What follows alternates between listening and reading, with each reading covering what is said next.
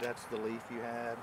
Pat Gwin is a man seeds? on the move. Pat is a hard worker and he's a fast worker. We call this. Once he gets you out in the woods, you better have some legs on you. There's a reason he's working fast. Don't beat around the bush. He's very direct. Along with co-workers, Pat Gwin is working all at once to save the Cherokee Nation's plants, language, and culture. Pat is one of the most singularly talented people and intelligent people I've ever met in my life. His knowledge of plants, animals, then adding to that, he's added language proficiency.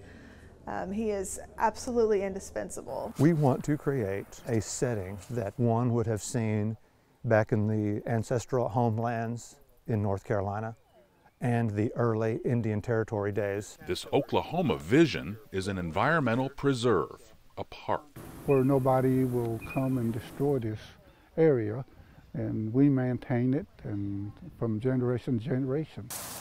The place will surround visitors with river cane and other traditional Cherokee plants. A Cherokee elder can take a younger Cherokee and speak Cherokee at the beginning of the path all the way to the end of the path and talk about the plants that they see and relate to them, that everything that you go to the store for today is right here in front of you. In the tribe's garden of traditional and medicinal plants, species like redroot are cultivated carefully. This plant, there's male and female version. It's become the go-to medicine for Oklahoma ceremonial people. So how do you know it's female or male? Only one time a year. The males that we have over there have a beautiful red flower, and then these have the same flower, but it's green. This is our Bruce Jenner. We're not quite sure on him. When people meet Pat, they don't know what to think of him. And after they get to know him for a little bit, they really don't know what to think of him. But anybody that spends any time with him will very quickly understand his value.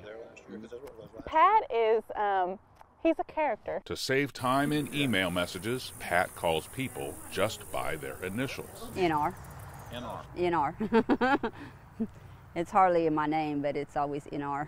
He just calls me KD. That's probably about the only thing I can say on camera. It's hard to, to gauge him sometimes, but that's just Pat. Pat Gwin, or PSG, has been working with elders and medicine keepers for years. I've spent the better part of 20 years, creating these databases, and I've got really good people that work around me. We literally have tens of thousands of pictures. Each picture, not only do we have the Cherokee name for, but we have the Cherokee name in syllabary, and we have the Cherokee slang names.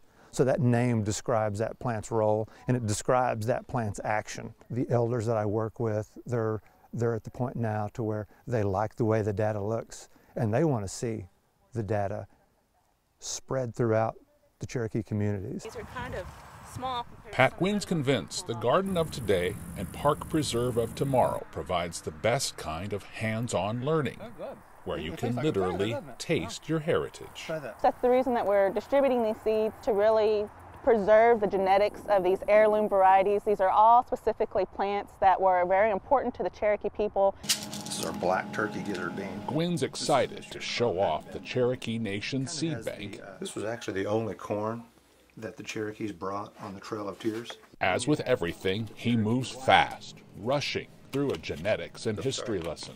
They grew this in completely separate valleys to keep them pure. He's very knowledgeable about what he does, and he's a great asset for Cherokee Nation. He's fun to be around. I mean, I really enjoy working with him. It's never a dull moment with Pat.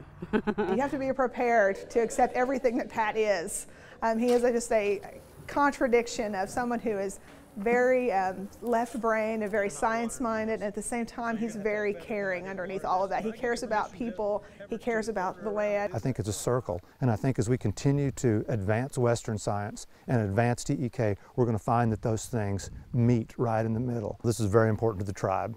We can't save our language without this work. We can't save our culture without this work.